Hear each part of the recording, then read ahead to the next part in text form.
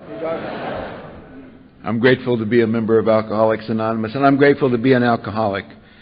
And in case you're wondering, because a lot of times new people say, like I did, okay, the guy says he's a grateful alcoholic, because he doesn't mean he means he's grateful he got his driver's license back. You know, he's grateful that grateful he gets to sleep in the big bed. You know, got to keep his job. I really mean I'm literally grateful to be an alcoholic. I'm absolutely positive that my life today is better because I'm an alcoholic than if I hadn't been an alcoholic. And if you're new and that sounds stupid to you, I understand it. It sounded stupid to me. First time I heard somebody say, a grateful alcoholic, I thought, and a moron. You're a moron too. You're an idiot. And it's important to remember what it felt like to be new, because I'm sober 28 years. And, you know, and it's easy to forget. And I was thinking, welcome, Paula.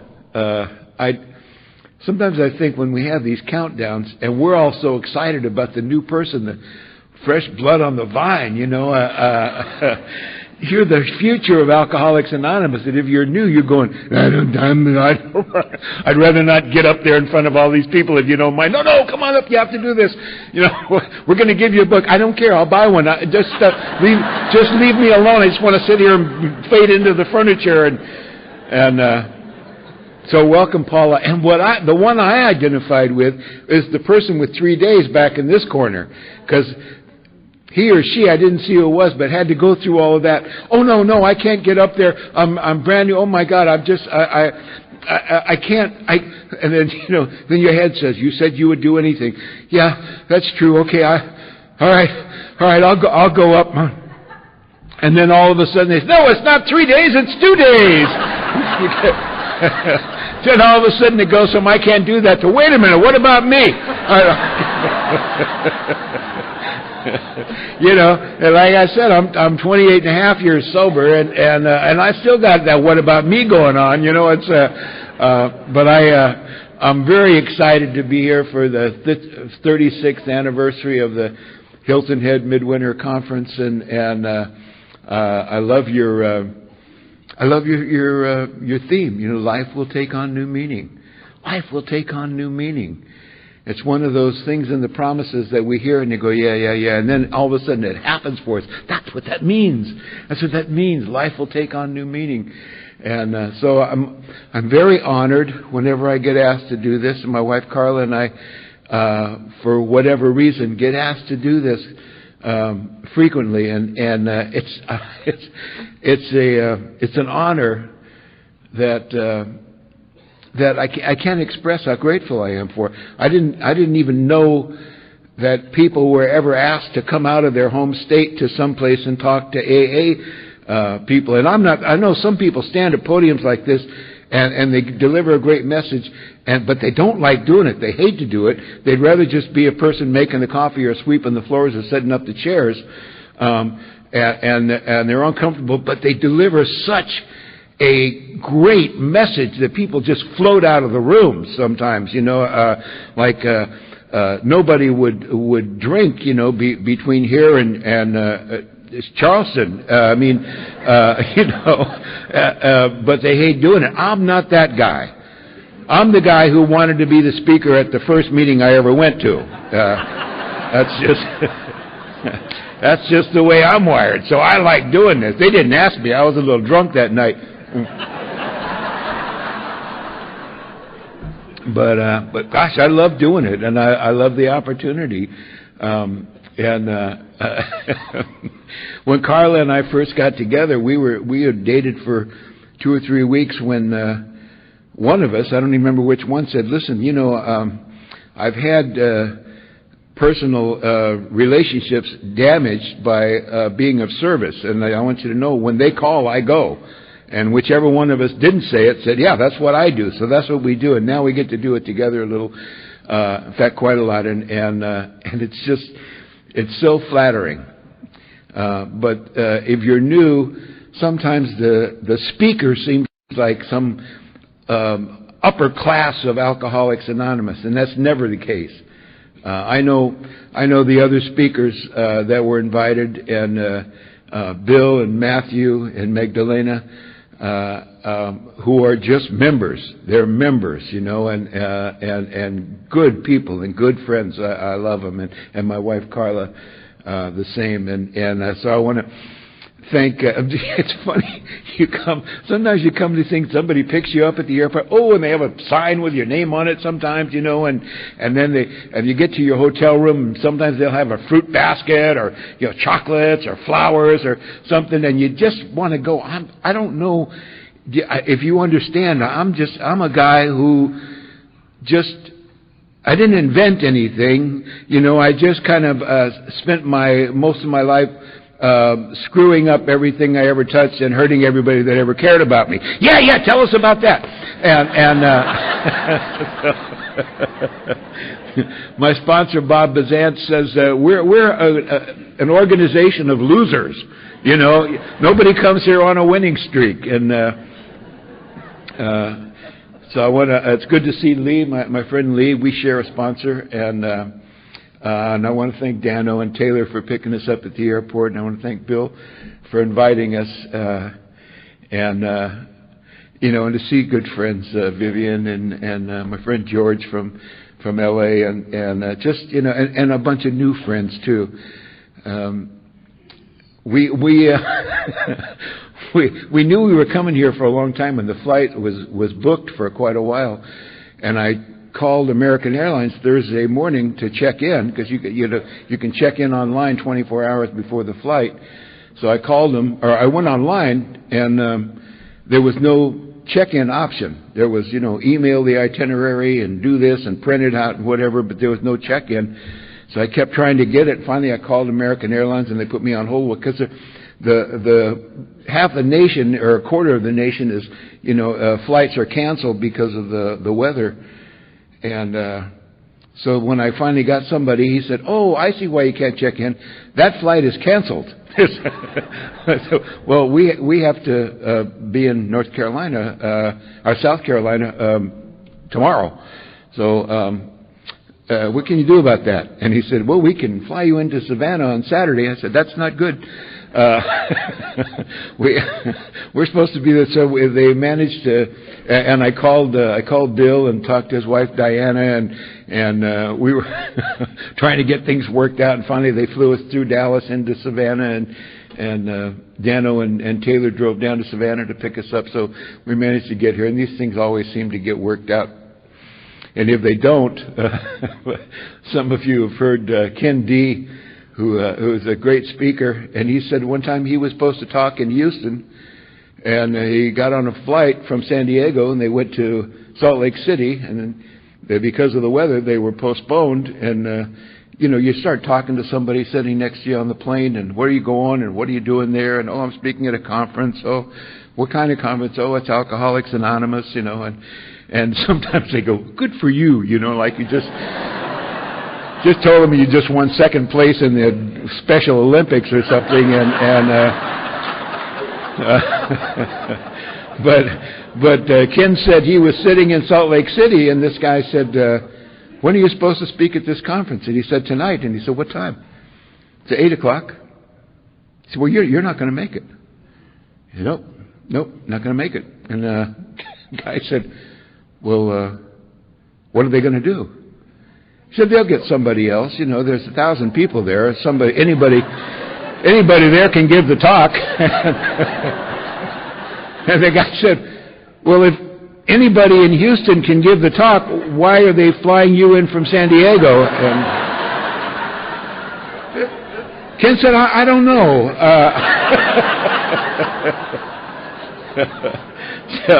But I'm grateful that I get to do this, and it's fun to be here with you.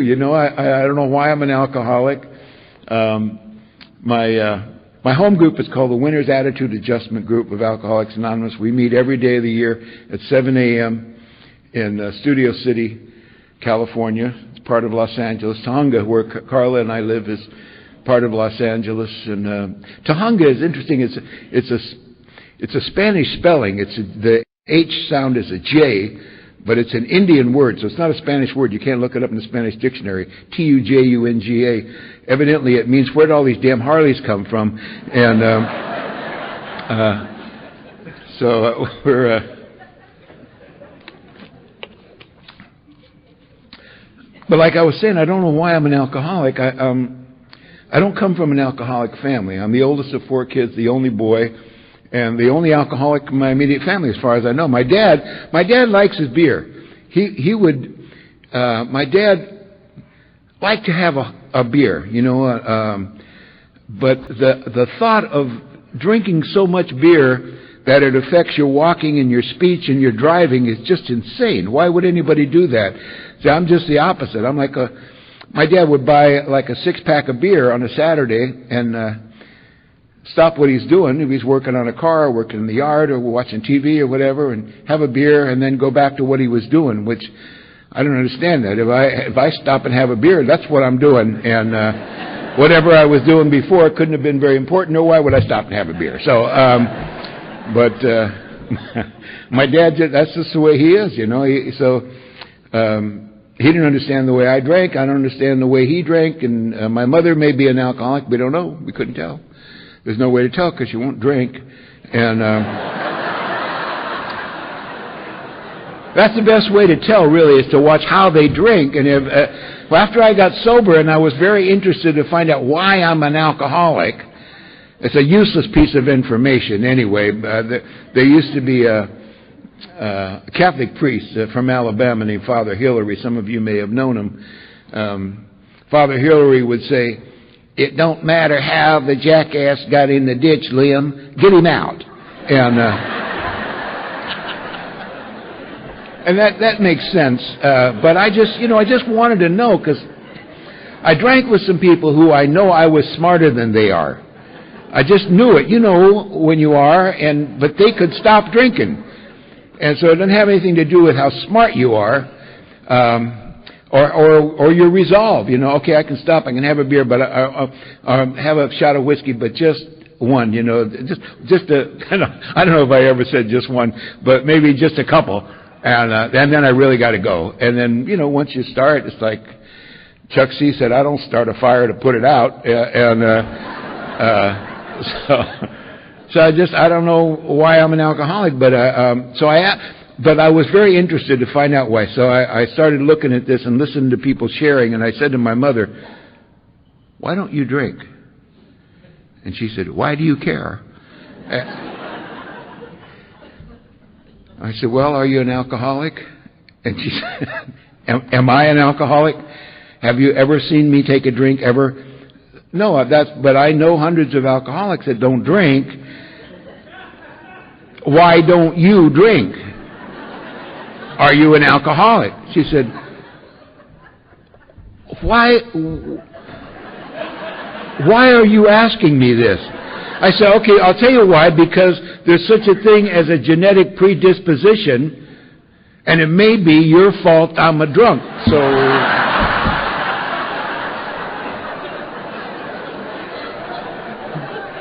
And she had pretty much the same response you just had.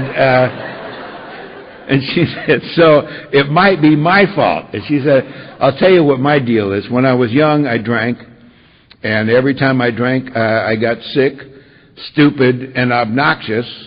So I stopped. And I said, you got to drink through that, Mom.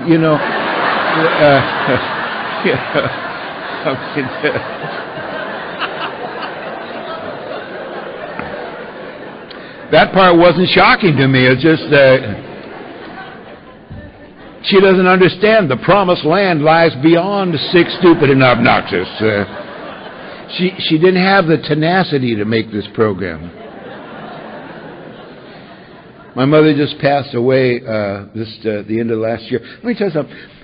A lot of times, I've been going to meetings for a long time, and it seems like every time around the end of the year or the beginning of a new year, there's always somebody in a participation meeting that'll say, I'm so glad to see this year end and move on to the next year, as if moving from 2015 to another number, 2016, is going to change the conditions of the world, and A friend of mine said that to me. A friend of mine said, I said, Happy New Year. She goes, oh, I hope it is.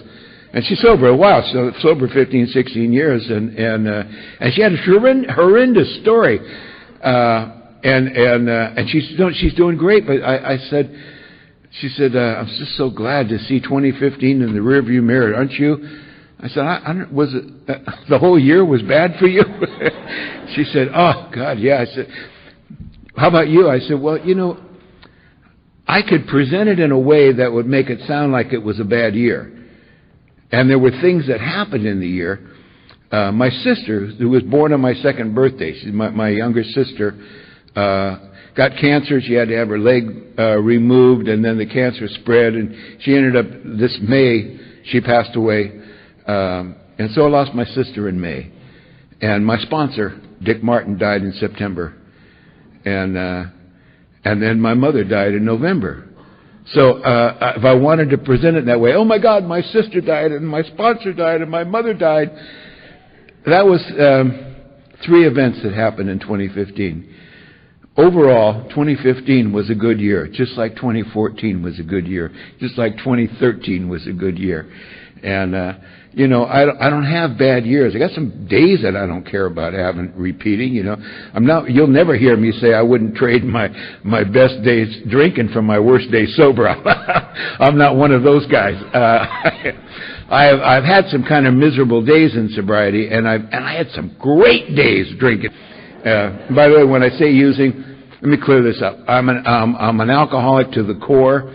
All my recovery is in Alcoholics Anonymous, and Alcoholics Anonymous is not a drug treatment program.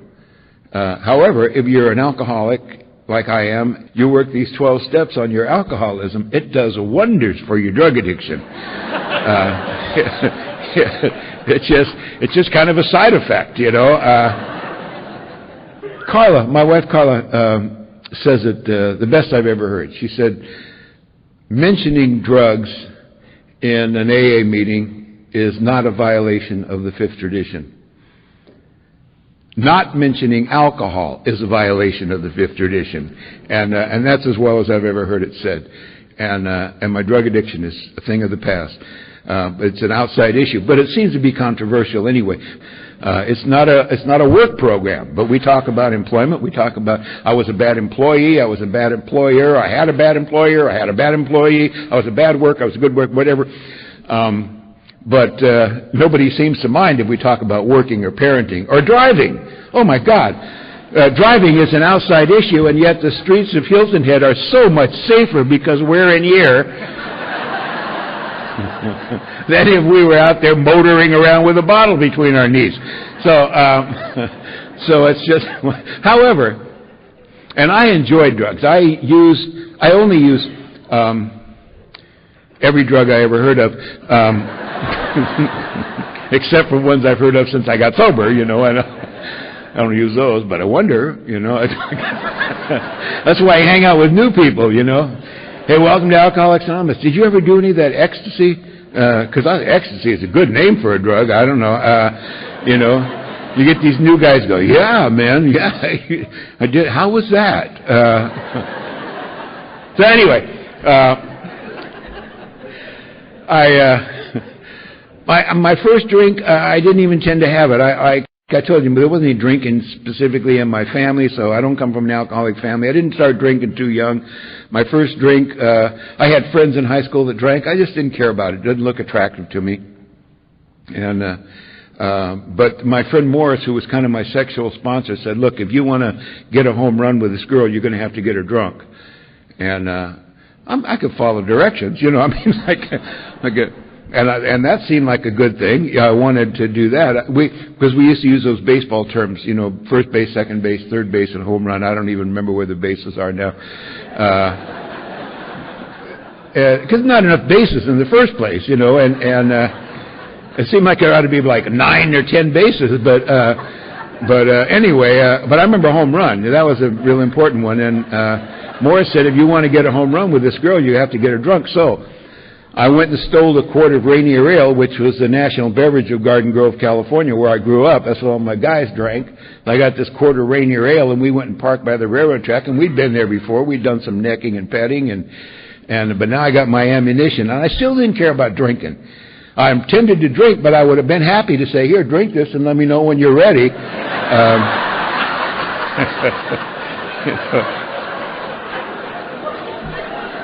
Just seemed rude, so I opened it and I took a pull and I handed it to her, and she drank some, and then she handed it back, and we sat there and talked and kissed and passed this bottle back and forth. And it turned out one thing led to another, and it was the first time I ever had an alcoholic buzz. And I liked it. It felt loose and fun and free and happy, and I guess it did the same thing to her. So Morris was right. This is the first time I ever had an alcoholic high, and the first time I ever had sex in front of a witness. So I just I don't remember articulating it, but at some point that night I said, I'm going to do both of these things much as I can the rest of my life. It changed my life, It was a pivotal point. But I went into the music business. I made money making music for a while, and then I got a job as I've worked a whole bunch of different jobs, but I 25 years I was a prop man, stagehand in L.A. for television, and so I retired from that, and I spent half of that time I was loaded, and half of it I was sober, and I worked on a lot of shows, and at some point, when I first got into that business, I got a pretty good reputation because I paid attention, and I was smart. I'm a figure outer, so I could take direction and be where I was supposed to be, and so I got a good reputation, and then I started to lose it because I either didn't show up, or I'd show up late, or I'd show up drunk. One time I showed up drunk. I was a head prop on a show at CBS, and I didn't come in. I was too drunk, so I didn't call because I knew they'd think I was drunk. I went in the next day and I said, "Geez, where were you yesterday?" "Well, I had food poisoning." I just said, "Well, you couldn't call?" I said, "I'm sorry." And he said, "Sorry, hell, you're out of here. We got by without you. We don't need you." So then a friend of mine who was the head prop on another show at ABC got me in as his second hand. And I was there for a while. Then I got drunk one night, same thing, but now I learned my lesson, so I went in, and that didn't seem...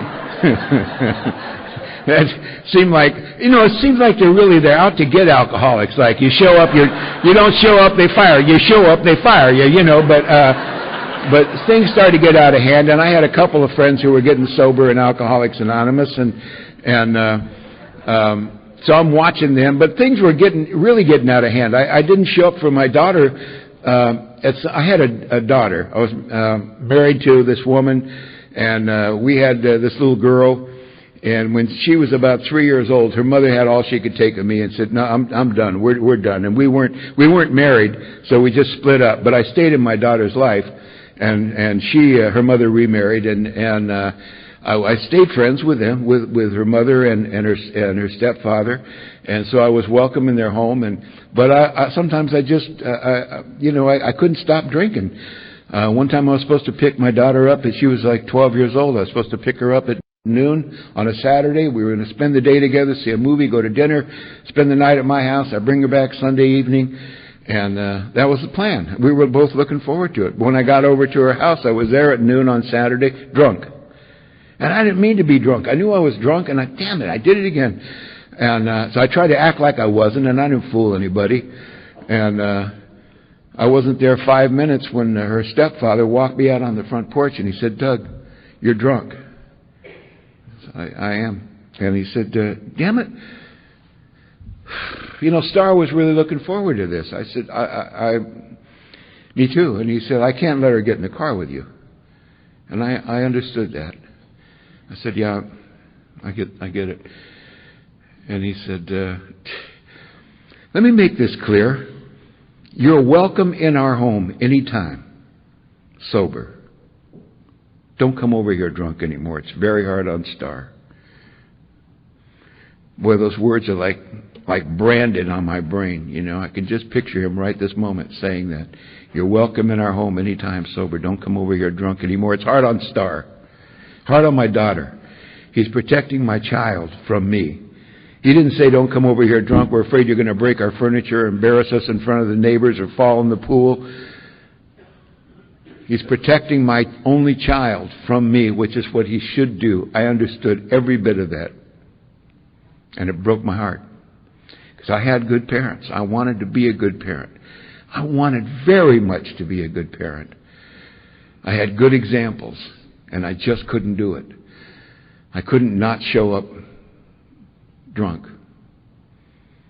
And I got in the car. I said, it won't happen again. He said, I hope not.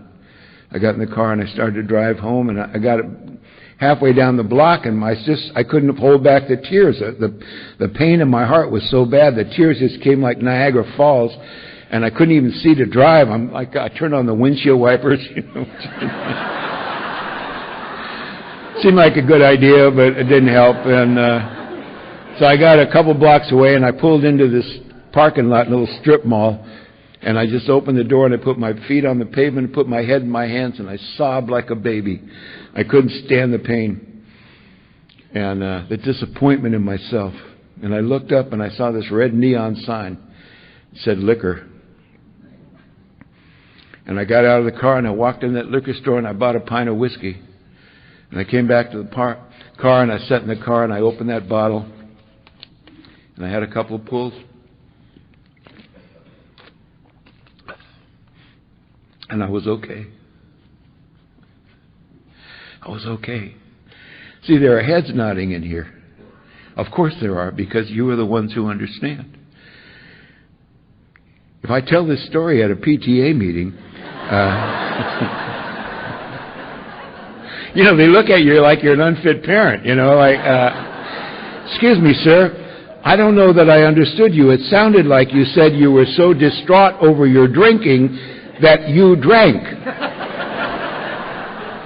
That's right, lady, and then I could drive. I hope you weren't on Tampa Avenue that day, because I'm literally a danger to myself and others, you know.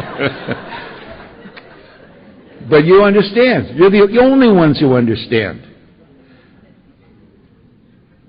It's hard for... how can anybody understand it if they're not an alcoholic? It's like when Bob and Bill went to visit Bill D., Alcoholics Anonymous number 3, in the hospital. And he said, listen, thanks you guys for coming, but people have talked to me about my drinking. It doesn't do any good. I usually drink on the way home from the hospital. They said, we didn't come to talk about your drinking. We came to tell you about our drinking. And they did, and he got it. And they came back the next day when Bill D's wife was there. And Bill said, these are the guys I told you about, the ones who understand. That's what you are. You're the ones who understand. That's what I am. I'm the ones who understand you. You know. You heard Carla this morning. And Matthew last night. And when you hear Bill tomorrow. Somebody in our life was the one who understood, and we understood that they understood. And it's a miracle. I mean, before Alcoholics Anonymous, people used to die right and left of these things. Good people, because they couldn't control their drinking, and nobody understood why. But my life was spinning out of control. I went skiing up at Mammoth with a friend of mine. I skied off a cliff, and because the way I like to ski, I like to get on the lifts about 8:30 when they first open, and when the snow's all fresh, you know, all groomed, and be the first ones up at the top of the hill. And I get on there, and I take my gloves off and hook them on my vest, and I reach over here and get my little flask of whiskey and have a little shot of that whiskey, and then I reach over here and do a little 1-and-1 wake up, you know, and then I get out my windlass pipe and fire that baby up and enjoy the scenery, you know, and get up to the top and get off and make sure my bindings are all right, pull out my Boda bag, have a little shot of whiskey, white wine. Boda bag has white wine. So you have to keep these things separate. So and then ski down the hill, and I'm loose and I'm free. You know, like it seemed like I skied better loaded. But the problem is, if you do that on every run, after about 20 to 30 runs, you're really in no condition to be involved in an athletic event. And so I skied off this cliff, and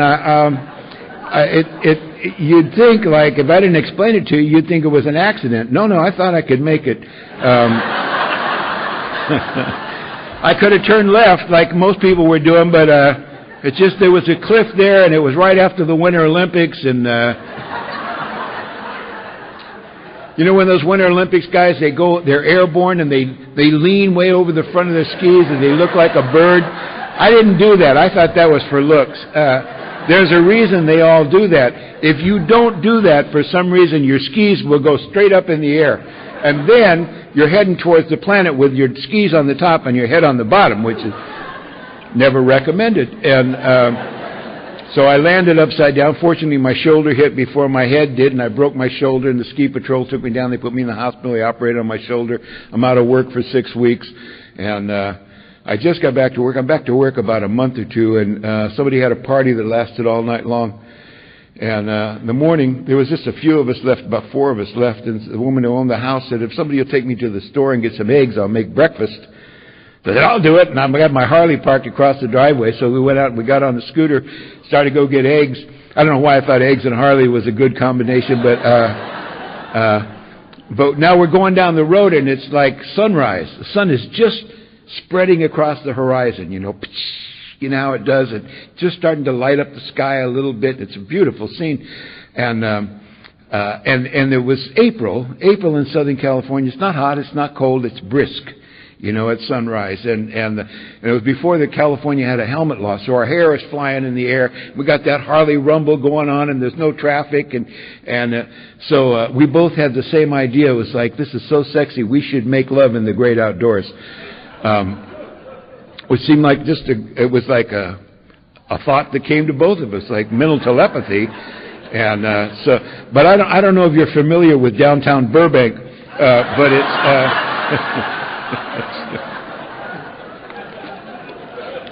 not an area with a lot of outdoor lovemaking venues. We managed to find a 4-story parking structure, and that helped. We could go up and have the top of that 4-story parking structure where nobody could see us. We'd still have the sky open, and it just seemed beautiful. But then the gate was barred up. The gate was locked. So we went around to the fire escape and parked the bike and went up the fire escape and got to the top of the fire escape, and that door is locked. But I'm kind of bright, you know, so I know that the door to the fire escape, of course, is unlocked from the inside. So I jumped up on the wall, and I'm going to swing over and open that door, and then we'll have the whole top to ourselves. And I got the jump all right. I'm hanging from the wall, and I know somehow I'm going to get over. I'm trying to do a pull-up, but I can't quite do that. I'm swinging back and forth. I almost always manage to come out of these things, but this time I remember seeing the wall going up, and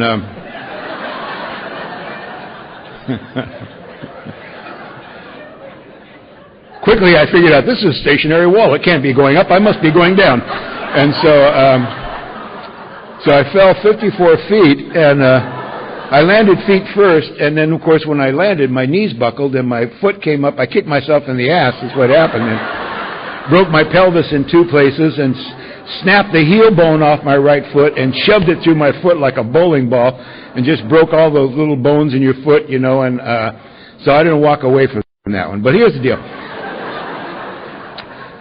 God has always been with me, whether I recognize it or not. This happened to be the parking structure of St. Joseph's Hospital. So the gal who was with me ran into the ER, and she said, help me, my friend just fell off your parking lot, and it broke him. And he's easy to find. He's crumpled up at the bottom of the fire escape there. And so they came out and got me and put me in the trauma center, and I would be in and out of consciousness. It turned out I had a .40 blood alcohol level, and later on I thought, well, I was pretty good driving that motorcycle over there barefoot, you know, with as drunk as I was. And I almost made the jump. And So I was in the hospital for 10 days while they tried to figure out what to do with my foot. They had to reconstruct it, and friends would bring me in gifts, and it never occurred to me to say to the doctors, look, I know you're giving me Demerol and Percodan for the pain, thank you. I'm self-administering Irish whiskey and cocaine. Is that going to be a conflict? And I thought, well, even if it is, I'm in a hospital. It's not like they have to come find me someplace. So anyway, I got out of there. It took me 5 months to learn to walk and without crutches or a cane or something. And so my friend Teddy got sober. And Teddy she was great. She was a dangerous drunk. She was really fun to drink and use with, but she was dangerous. She would, start a fight that you had to finish, and she'd do things like that, and take a swing at somebody, and because, you're with her, well, what are you going to do? And so, she's just kidding,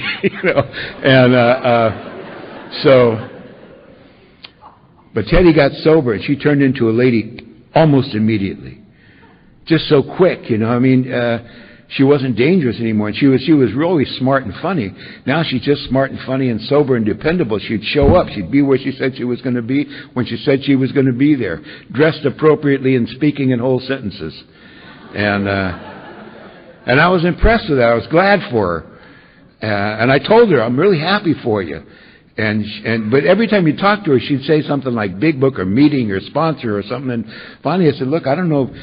Shut up. I don't know if you're trying to draft me into your organization or whatever, but, I'll tell you this, Ted, if I ever see alcohol interfering with my life, I probably will go to AA. And she was with me through all that stuff. She said, if you ever see it interfering with your life, my God, Doug, what would you call interference? Brain death? And I said, okay, I see where you're going with this, but I don't think that accidents should count. Seriously, anybody fall off a 4-story building drunk or sober, you're going to get hurt. I mean, being drunk may have saved my life for all I know. You got alcoholism mixed up with gravity, honey, and so she just gave up. She said, okay, whatever, and she went home. But all that week, whenever I had a little quiet moment, like you have these little quiet meditation moments, I'd picture Teddy's face saying, what would you call interference? Brain death? And I started thinking about it. Like any of the accidents I told you about could easily have ended in brain death. I didn't have any control over that. There were other ones that also could have ended in brain death. The next one may end up in brain death, and there'll be a next one. I understood all of that, and it started to scare me a little bit. Then it started to scare me a lot. I could end up, because of my drinking, because I won't stop drinking, it could end up in a bed or a wheelchair the rest of my life, unable to feed myself or go to the bathroom by myself, and know it. That's the scariest part, and know it. And the more I thought about it, the more it scared me, and I rushed right down to AA 3 years later,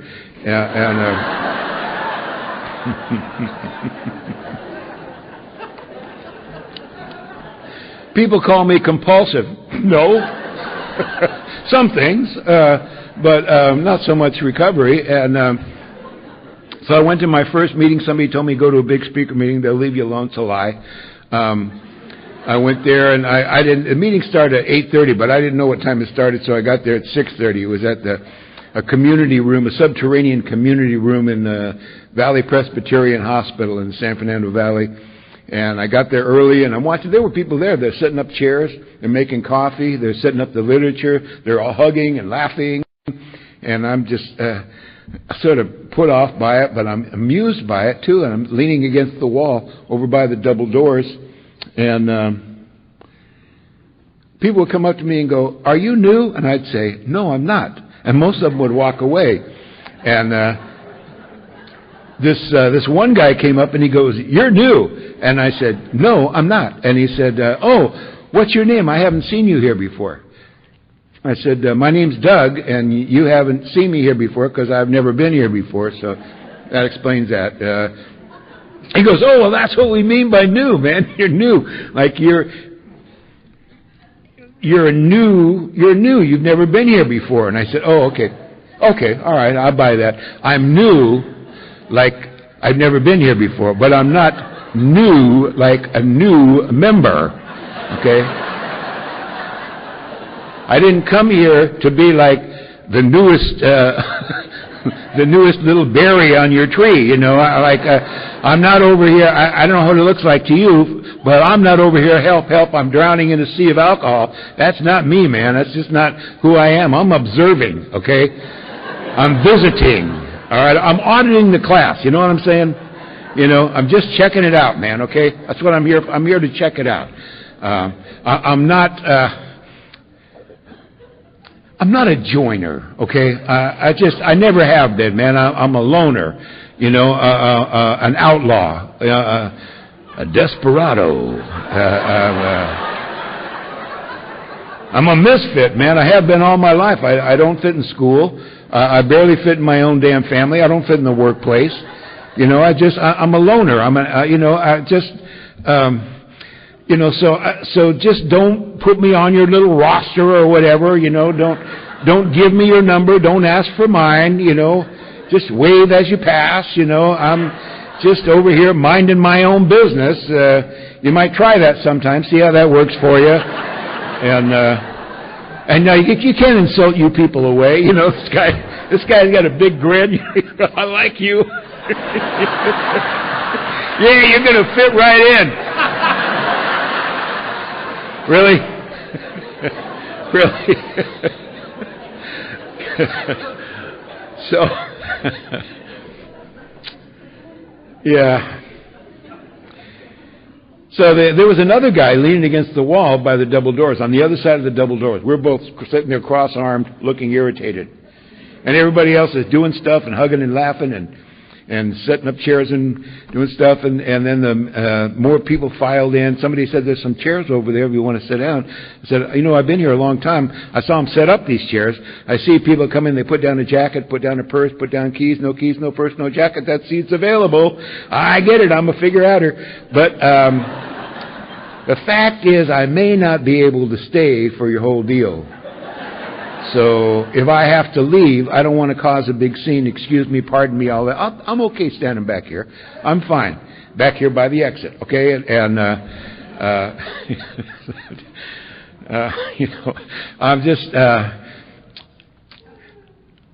Today, I think if somebody said, I don't want to sit down because I may have to leave, I would expect that meant they were going to get a call or a text or something, because they didn't care enough about AA to leave their phone in the car. But anyway, I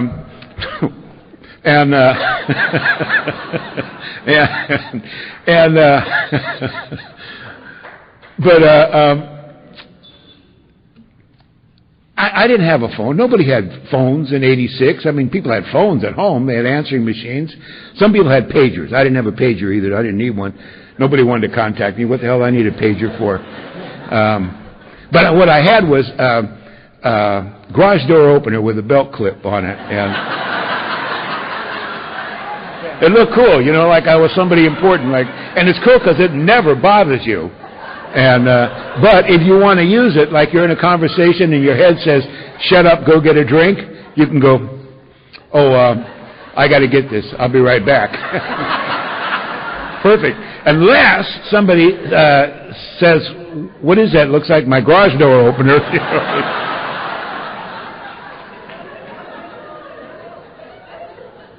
It is. It's a combination, garage door opener, pager, and TV remote. It's the latest, coolest thing. So I said it. I got one, So anyway, they started the meeting, and me and this other cool guy are still standing in the back. And I thought, we're the cool section here, we're too cool to sit down. And we're standing back at the back when they started the meeting, and people read stuff. And the secretary said at one point, we have a birthday tonight. We have a birthday for Ruth for 18 years. And everybody said, yay, Ruth, yay, Ruth. And I thought, I love that they celebrate people's birthdays. So I'm looking around for Ruth, some 18-year-old tiny hiney, right? Where's Ruth? Ruth gets up. It's a meeting with a stage, like they had a proscenium stage with curtains and everything. You had to walk upstairs to get to it. And Ruth is walking through the audience, and Ruth is 50 if she's a day. And my first thought was, God damn, if she's 18, she should stop drinking.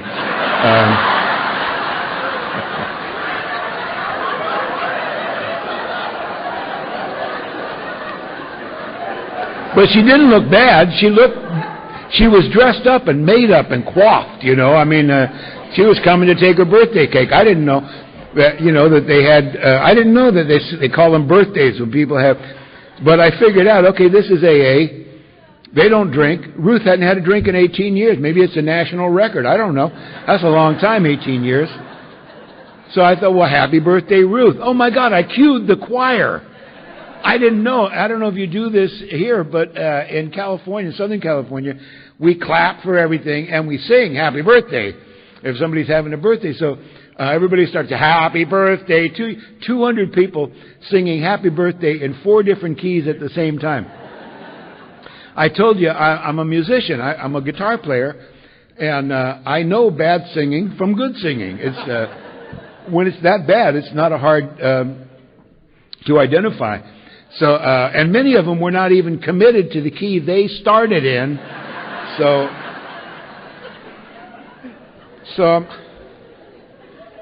I'm kind of surprised, shocked by this. And I looked over at the other cool guy to see if he notices he's singing with him. So I really am the only cool person in the room. And they had a piano on stage. They had a baby grand piano with a sheet over it. And I thought somebody in this room can play. I still believe any group of 200 Americans, average Americans, somebody can fake happy birthday on the piano. It's not hard. It's a 3-chord song, C, G, D. And I thought I could do it. I'm not even a piano player, and I could do it. Maybe I should. Do them a favor, you know. Be a big hero. Run up there, yank that sheet off of there. Here I come to save the day, you know, and get everybody in the same key. And then all of a sudden I had this little tiny sponsor thought, you know. You know, sometimes that hero thing doesn't work out like you think it's going to. Why don't you just shut up? It's a short song. Okay.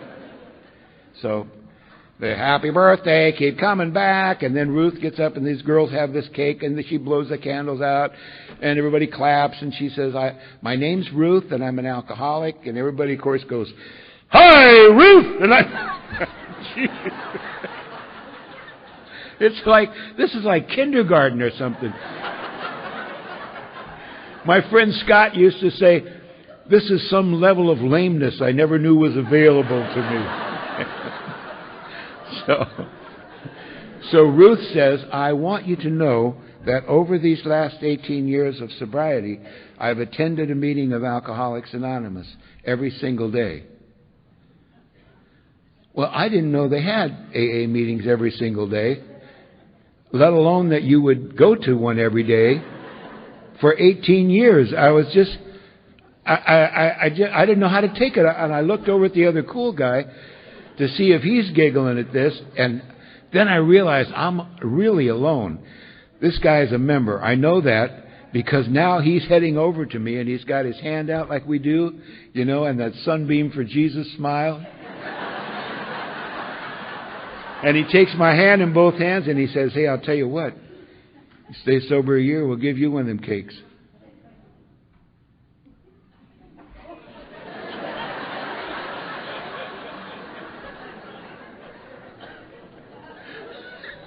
Okay, that isn't weird. Don't drink for a year and you get a cake.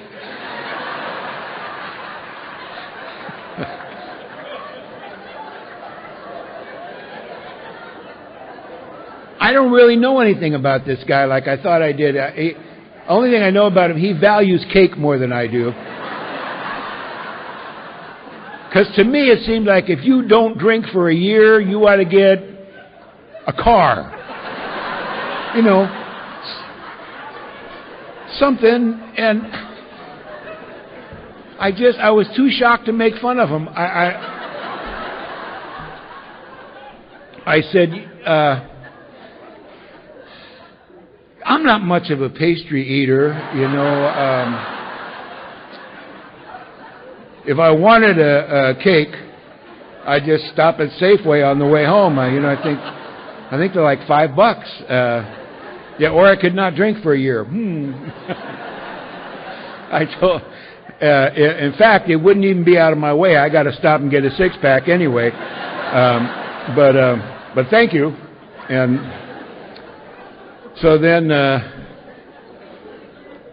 people read stuff, like I said, and somebody talked for an hour. It was a speaker meeting. I can't tell you if the speaker was a man or a woman, let alone what he or she said. That's how important the speakers are. We just kind of fill up time, you know, so people can digest their food. And but I remember that at some point the secretary is like, blah, blah, blah, blah, and this is our big book, Alcoholics Anonymous, the basic text of our program.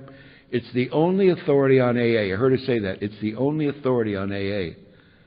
And she said, if you're new, please don't leave without this book. So we established I'm new, so I will steal the book. And they had a bunch of them on a table with some other stuff, and I realized I could go pick up that book, act like I'm fascinated with it, and walk right out the door. Wow, this is going to really help. This is great. And walk right out the door, and I had a feeling that if they even noticed, they'd say, let them go. And I still think that might have happened. I didn't get to test that because she said, if you're new and you're financially embarrassed, we understand that. We've been there. We want you to have this book. We'll make very liberal credit arrangements, including nothing down and nothing a week till you get back on your feet.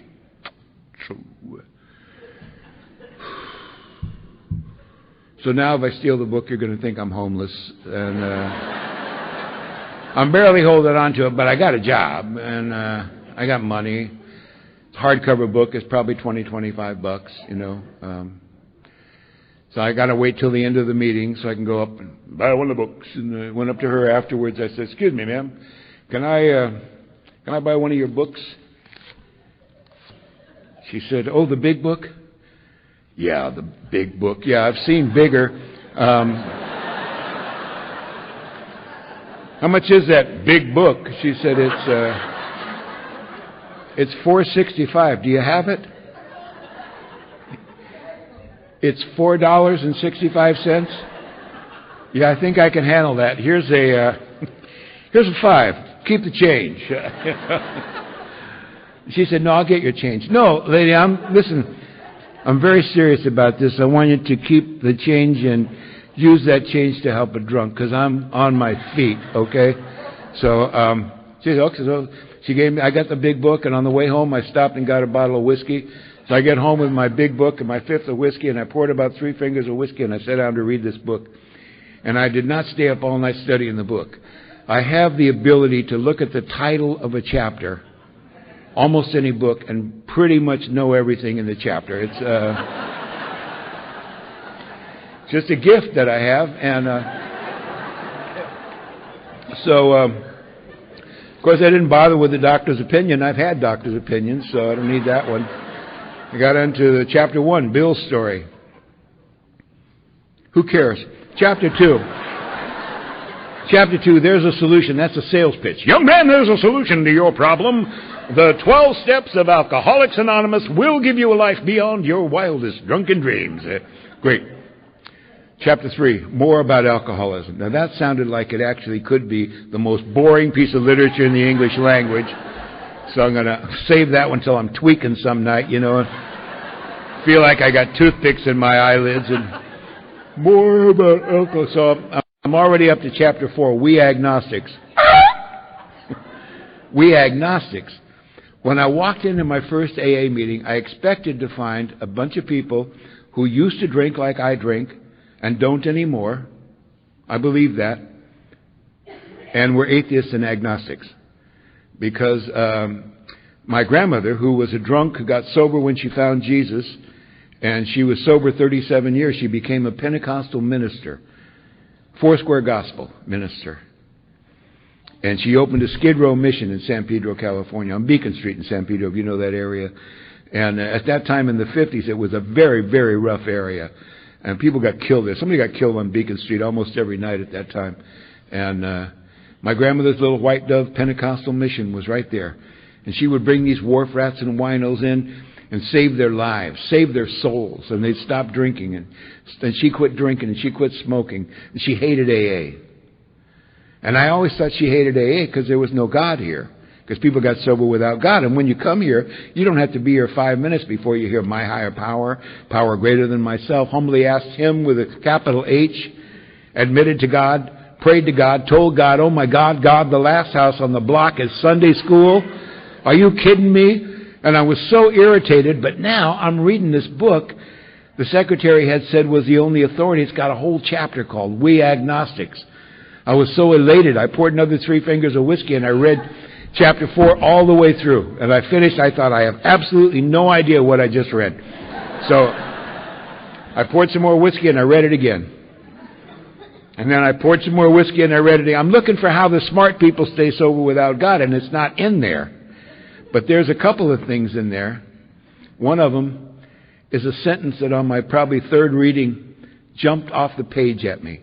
Very subtle, but incredibly significant. It said, we found that God doesn't make too hard terms on those who seek Him. I never heard that before.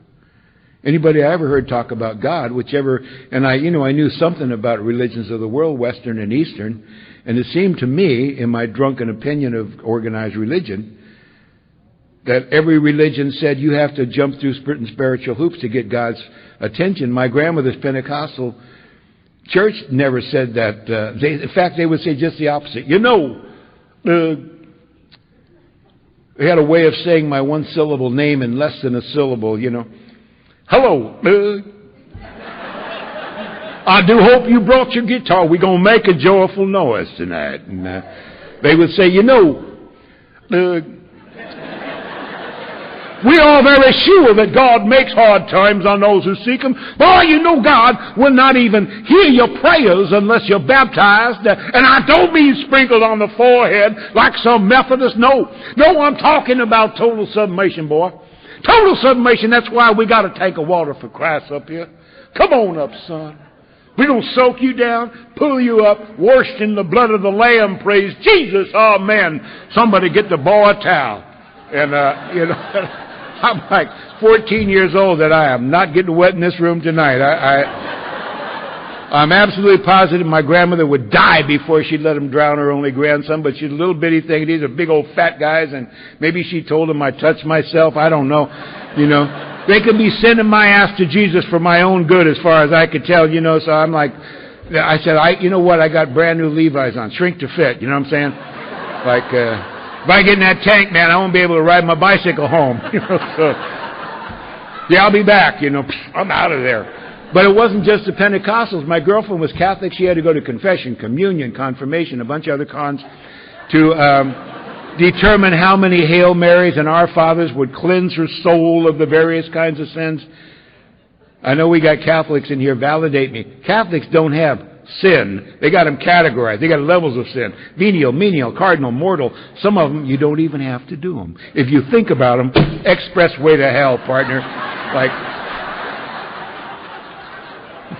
you could go to hell for thinking about sin. You could burn in perdition for eternity for thinking about sin. And I remember, okay, this is not going to be my deal here. I'm out of here. But I wonder how long I could actually go without thinking about. Oh shit!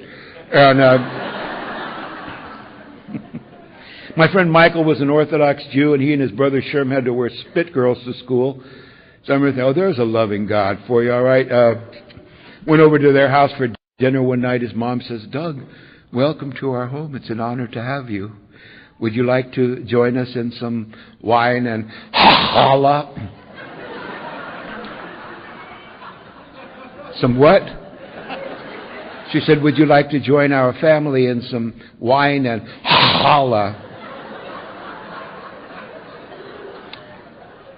I said, well, I'll have some wine. I'm not much of a pastry eater, Mrs. Stein. And then there were Buddhists and Hindus and Muslims, oh my. So by the time I got to AA, I'm like, here's the line, all the religions of the world over there, I'll be over here making fun of you. And that's the guy that came to AA. I didn't have an epiphany when I read that God doesn't make too hard terms, or that you don't have to accept anyone's concept of God. Find one you're comfortable with. That seems to be okay with the Creator. I understood what that said, but it was just such a new concept. I had to go back to AA.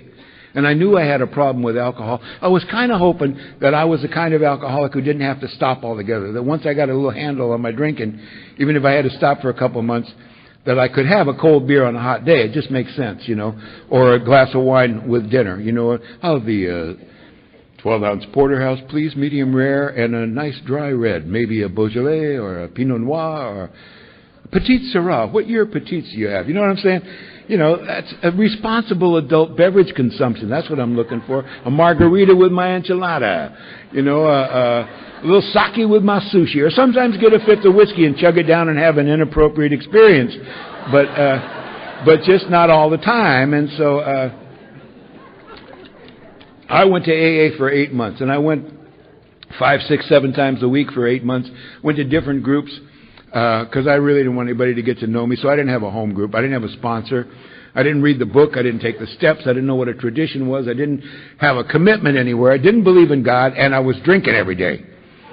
So, except for that, I had a pretty good program. But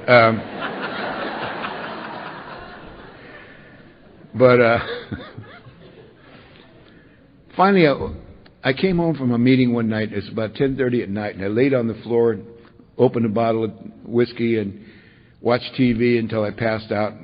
Woke up in the middle of the night, about 3 a.m. I used to do that a lot. Wake up about 3 a.m. Bottle's half full.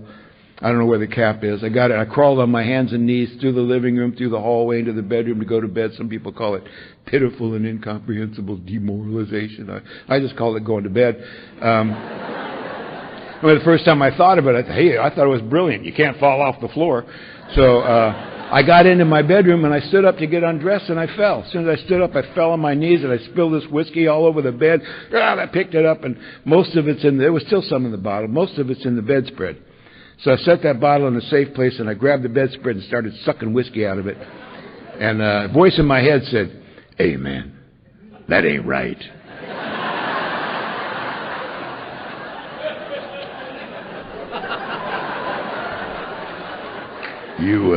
You thirsty? There's whiskey in the bottle, man.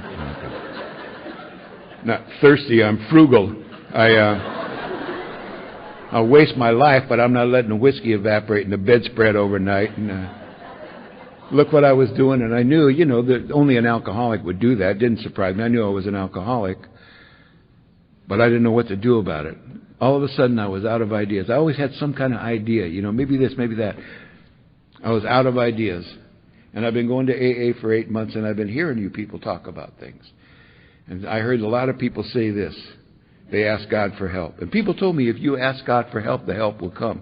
I thought it was a metaphor or something, but I'm out of ideas, so I just said, God, if you're there, please help me. And I went to bed, and I went to sleep. And over the next couple of weeks, every single day, something odd would happen. Not like the parting of the Red Sea, just something odd. One in my neighborhood liquor store. Everybody behind that counter, day or night, knows who I am. They know what I drink. All they need to know is pint or half pint, really. And I walked in there the next day. There's a guy from AA behind the counter. And by the way, I'm lying about my sobriety. I got 4 different sobriety dates at 4 different groups. I'm taking bogus chips. And so I don't remember how much time this guy thinks I have, or if he even cares. But I said, "What are you doing in here?"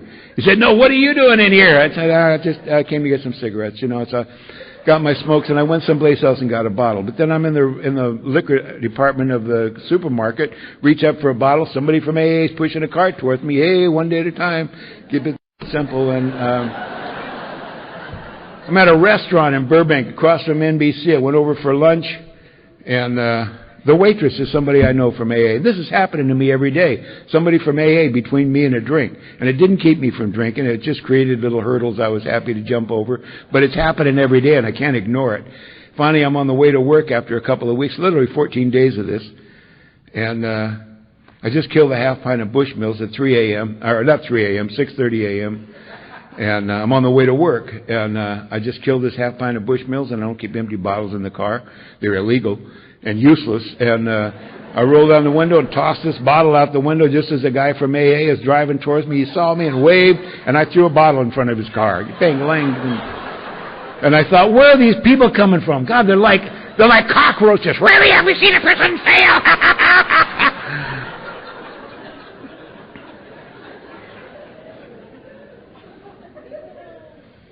So they're like those stupid miracles they talk about in AA. And as soon as I thought the word miracle, was like I could hear God laughing. I pulled the car over to the side of the road and I sat there and I came to believe that a power greater than myself could restore me to sanity. I didn't know I was at the second step. It's clear now. But it was the beginning of my sobriety, the beginning of hearing the music of Alcoholics Anonymous. I think there's a rhythm and a harmony and a melody that runs through this thing that makes the words make sense. The words don't always make sense till they're set to music. And if you wonder, if you're new and you're wondering what the hell is this idiot talking about the music of AA, you stick around. And if you're older, you know exactly what I'm talking about. But I started to do things right. I got a sponsor. I'm going to meetings, washing coffee cups and ashtrays, and I didn't read the book. My sponsor didn't tell me to read the book for some reason. So, but and I'm a slow reader, but I got a good memory. So people would quote the book in meetings, and I just remember what they said. It's dangerous because sometimes people misquote the book. But you know, you get things like, well, you know, it says that they give you a page number sometimes. It says on page 84. That love and tolerance of others is our code. That one happens to be accurate, but all the stuff I was quoting wasn't necessarily. And a lady said, our book says, yes, our book says that our drinking was but a symptom of deeper underlying causes and conditions.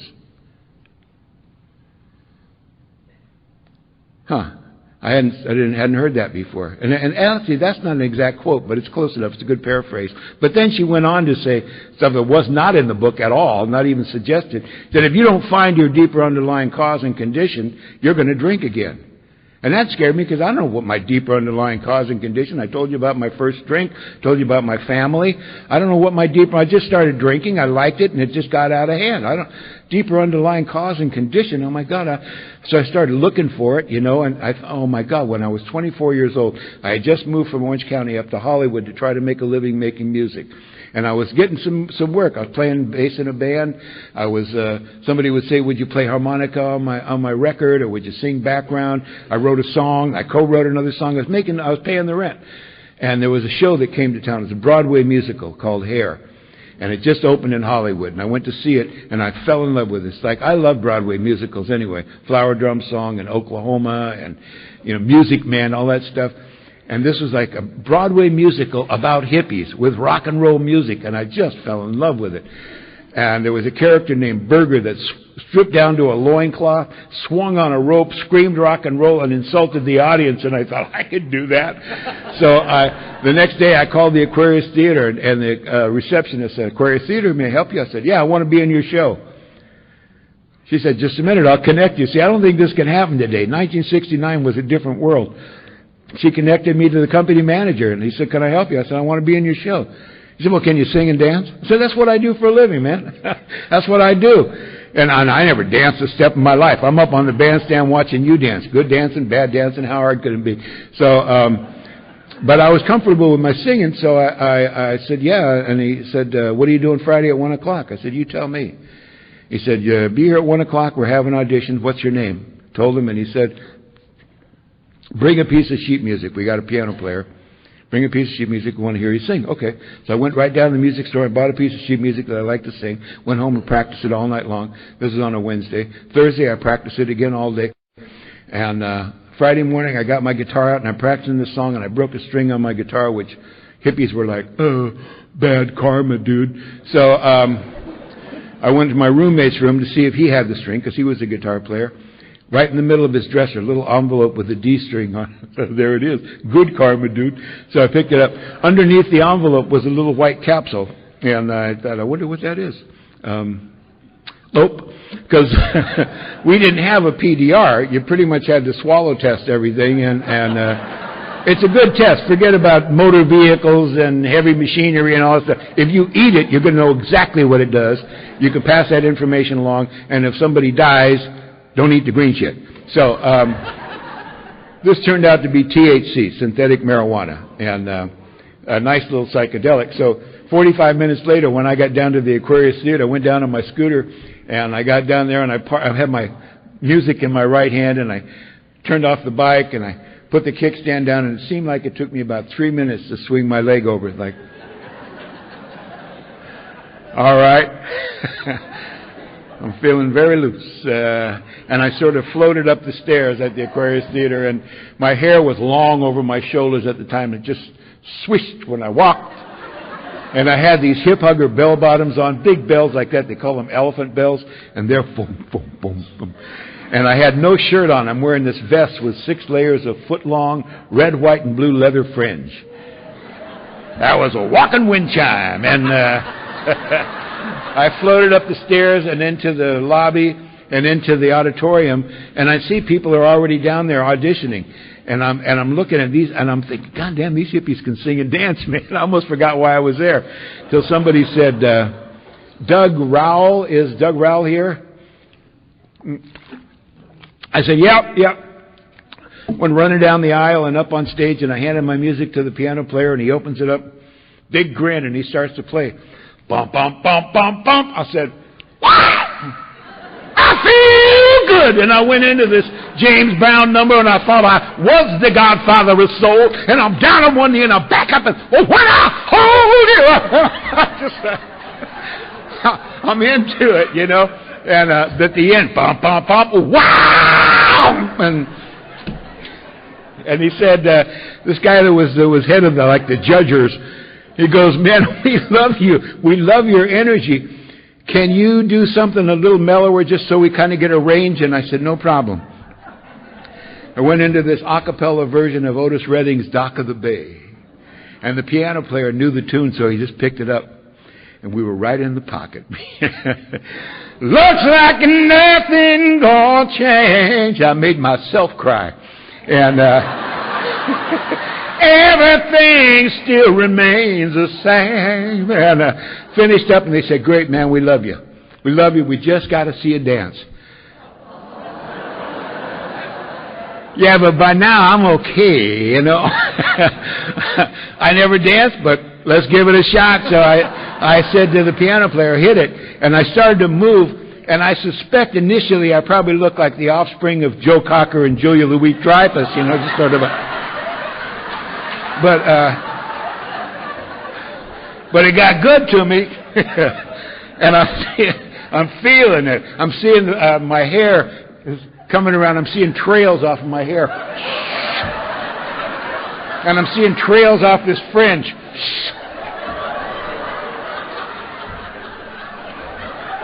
And I'm in this tornado of trails, and I heard somebody say, Jesus, can he dance? And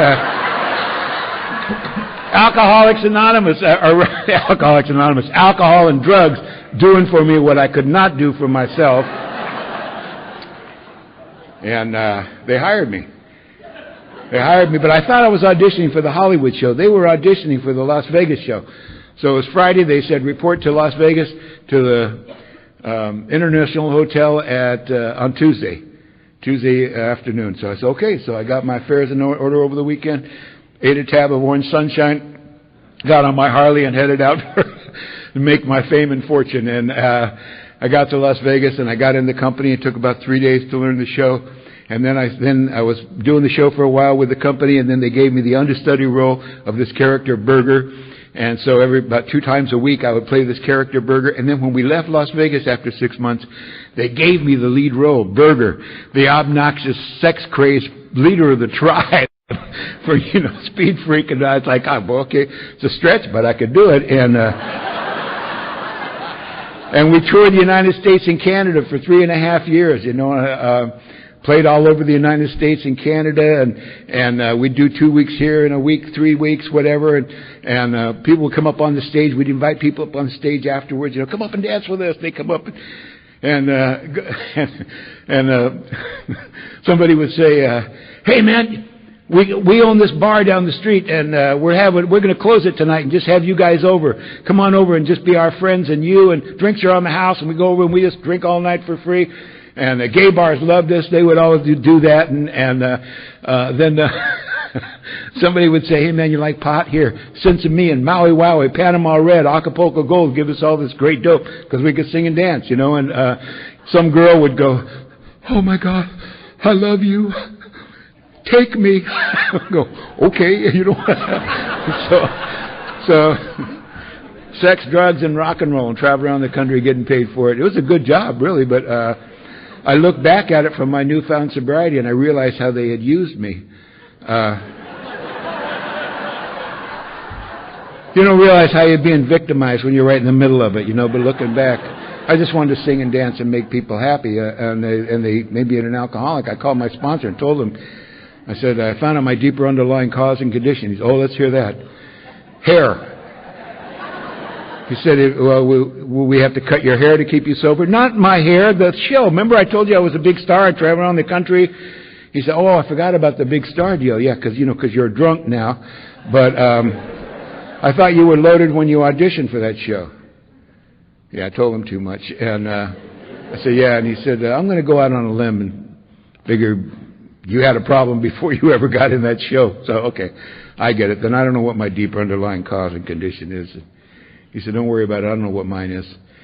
But I started to do the things that were suggested around here to do, and it's made my life happier and happier. Carla and I got together about 6 years ago. We knew each other for 10 or 12 years before that in L.A., in AA, and we liked and respected each other, but we had to go to Arizona to start talking and getting serious. And on the plane ride back from Phoenix, I asked her on a date.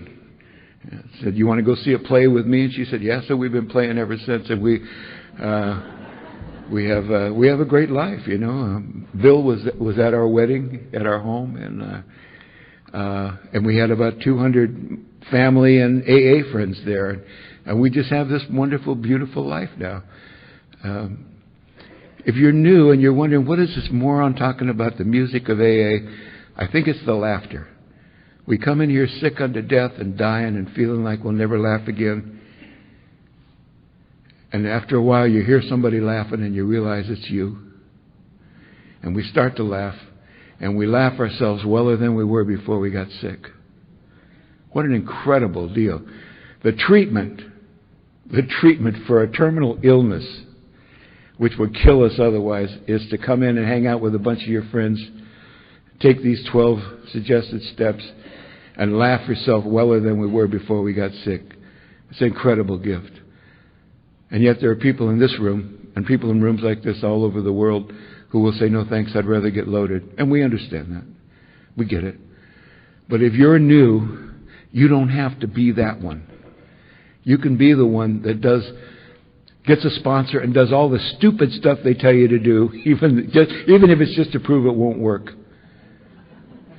And watch your life turn golden in front of your eyes. If you don't drink for a year, we'll give you a cake. Thanks for letting me share.